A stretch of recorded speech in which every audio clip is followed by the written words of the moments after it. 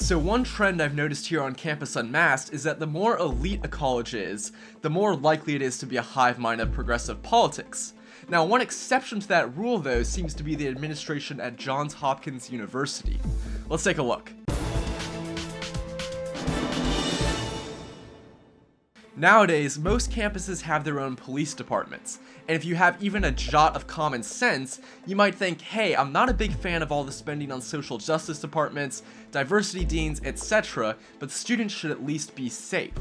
Now, Johns Hopkins University currently relies on off-duty Baltimore, Maryland officers, but a bill introduced recently would establish a separate police department of 100 officers for the school. But not if the more than 60 Johns Hopkins faculty members who signed a recent letter have anything to do with it. They said, "We believe that armed personnel introduce dangerous firearms and can decrease public safety, endanger our own students, and increase risk. We are concerned that once in place, police administrations will inevitably amplify the climate of fear and justify their roles by citing stops, arrests, and detainments." Okay, so one, those dangerous firearms aren't just tossed out into the community. They're in the possession of people employed to protect you. So how exactly does that add risk for you? And two, yes, police are going to detain and arrest people. That's kind of the point. If there's a culture of fear around doing crime, I'm all for it. The professors also said, "We believe that an armed force of university employees operating beyond our campus is undemocratic."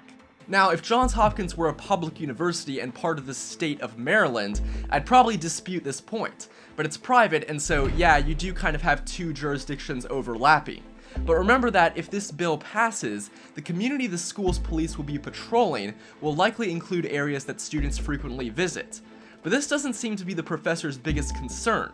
They go back to the racial element, quoting a student group that said, "Black and brown students and Baltimoreans are already disproportionately targeted.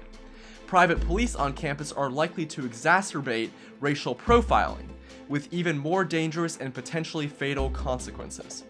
How do you know this? And it's not exactly like there's a shortage of murders that can be stopped.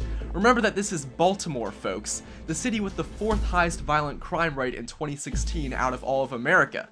What's especially ironic about all this hullabaloo, though, is that the bill to give Johns Hopkins its own police force was introduced by 2 Democrats. They're eating each other, folks. Meanwhile, Johns Hopkins has not only withstood this faculty petition, but also refused to bow to another one asking for it to disaffiliate with ICE. Pretty based, as they say. For Campus Unmasked, I'm Rob Shimshock. If you like this video and support our mission, please make sure to comment and subscribe. If something happens on your campus and you'd like us to investigate, send us details using the form on campusunmasked.com.